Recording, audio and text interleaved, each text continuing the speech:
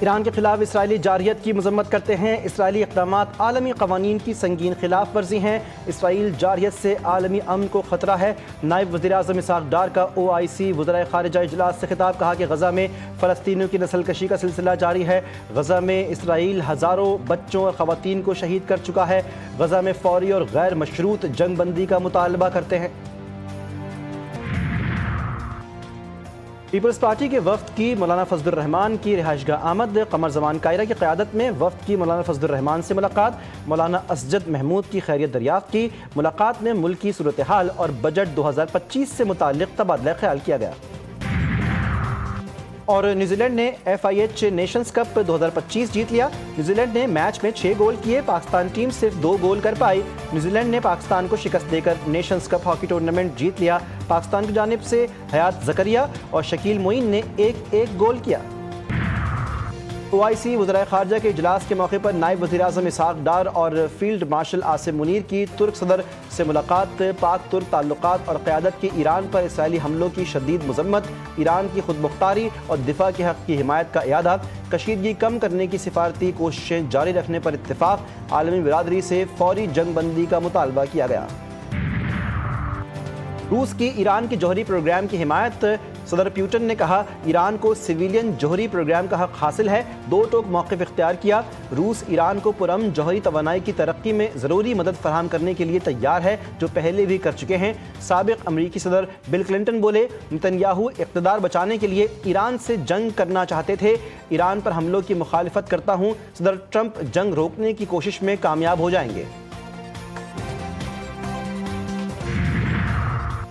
ایرانی صدر Masoud Pezeshkian کا فرانس کے صدر سے ٹیلی فونک رابطہ، یورپی طاقتوں اور ایران کے درمیان جوہری ہتھیاروں سے متعلق مذاکرات کو تیز کرنے کی ضرورت پر اتفاق۔ فرانس کے صدر سے ایکس پر پیغام میں لکھا، انہیں یقین ہے کہ جنگ سے نکلنے اور بڑے خطرات سے بچنے کا راستہ موجود ہے، یورپی شراکت داروں کی قیادت میں ایران کے ساتھ مذاکرات میں تیزی لائیں گے۔ تہران سے بات کریں گے، دیکھتے ہیں کیا ہوتا ہے۔ مذاکرات سے پہلے سیز فائر چاہتے ہیں، ایران میں زمینی افواج اتارنا آخری حل ہوگا۔ امریکن صدر ڈونلڈ ٹرمپ کی نیو جرسی میں صحافیوں سے گفتگو، کہا پاک بھارت جنگ رکوانے پر مجھے نوبیل انعام ملنا چاہیے، پاکستان کے ساتھ تجارتی معاہدہ کرنے جا رہے ہیں۔ ایران کے ایٹمی ہتھیاروں سے متعلق انٹیلیجنس ایجنسی کے سربراہ تلسی گبارڈ کا بیان غلط قرار۔ حکومت پاکستان نے صدر ڈونلڈ ٹرمپ کو نوبیل انعام 2026 دینے کی سفارش کر دی۔ حکومت پاکستان نے کہا ٹرمپ کی مداخلت سے خطے میں جنگ ٹل گئی، ورنہ تنازع سے خطے میں تباہ کن نتائج ہوتے۔ صدر ٹرمپ کو فیصلہ کن سفارتی مداخلت اور کلیدی قیادت کے اعتراف میں نوبیل انعام ملنا چاہیے۔ عالمی برادری نے بھارت کی بلا اشتعال جارحیت دیکھی، جو علاقائی سالمیت کی سنگین خلاف ورزی تھی، دفاع کا حق استعمال کرتے ہوئے آپریشن بنیان مرصوص کیا۔ مسئلہ کشمیر کے حل میں صدر ٹرمپ کی مخلصانہ پیشکش بھی قابل تعریف ہے۔ امید ہے صدر ٹرمپ علاقائی اور عالمی استحکام کے لیے کوششیں جاری رکھیں گے۔ مشرق وسطی کے بحران بشمول غزہ میں انسانی المیہ اور ایران میں بگڑتی کشیدگی میں ٹرمپ اپنا کردار ادا کریں گے۔ مارچ میں واضح طور پر کہا تھا کہ ایران جوہری ہتھیار نہیں بنا رہا۔ امریکن انٹیلیجنس ایجنسی کی سربراہ تلسی گبارڈ کا بیان سامنے آ گیا، کہا فرق یہ ہے کہ ایران جوہری ہتھیار ایک ہفتے میں بنا سکتا ہے اگر وہ ایسا کرنا چاہے۔ میرا اور صدر ٹرمپ کا ایک ہی موقف ہے کہ ایران جوہری ہتھیار حاصل نہیں کر سکتا۔ ٹرمپ نے تلسی گبارڈ کی ایران کے حوالے سے رپورٹ کو غلط قرار دیا تھا۔ ایران کے اقوام متحدہ کے سلامتی کونسل میں IAEA کے سربراہ کے خلاف شکایت خط میں موقف اختیار کیا گیا کہ رافائل گروسی نے پیشہ ورانہ ذمہ داریوں سے انحراف کیا۔ رافائل گروسی نے ایران کی جوہری تنصیبات کو نشانہ بنانے کی مذمت نہیں کی۔ گروسی کی خاموشی اسرائیلی حملوں کی حمایت سمجھی جائے گی۔ پاکستان میں 2.5-3 سال سے ہائیبرڈ حکومت چل رہی ہے۔ پاکستان کا ہائیبرڈ نظام بہترین کام کر رہا ہے، جس میں فوجی اور سویلین قیادت مل کر اقتدار میں شریک ہیں۔ وزیر دفاع خواجہ آصف کی عرب نیوز کو انٹرویو، کہا یہ ایک ہائیبرڈ نظام ہے، یہ مثالی جمہوریت حکومت نہیں لیکن یہ انتظام کام کر رہا ہے۔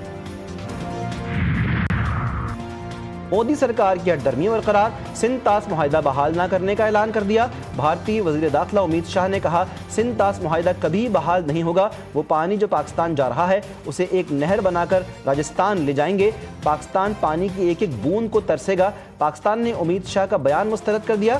ترجمان دفتر خارجہ نے کہا کہ بھارتی طرز عمل نہایت خطرناک اور غیر ذمہ دارانہ نظیر قائم کرتا ہے، پاکستان اپنے جائز حقوق اور مفادات کے تحفظ کے لیے تمام ضروری اقدامات کرے گا۔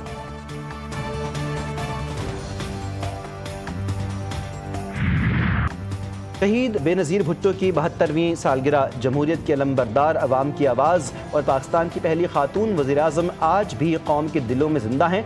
صدر مملکت آصف زرداری نے عظیم قربانیوں اور خدمات پر خراج عقیدت پیش کرتے ہوئے کہا شہید بی بی نے آمریت کے خلاف جرأت سے مزاحمت کی، جمہوریت، خواتین کے حقوق اور آئین کی بالادستی کے لیے بھرپور جدوجہد کی، ان کی قیادت قوم کے لیے مشعل راہ ہے۔ بلاول بھٹو نے کہا کہ شہید محترمہ بے نظیر بھٹو پاکستانی عوام کے لیے ہمیشہ کے لیے حوصلے، جمہوریت اور امید کی علامت ہے۔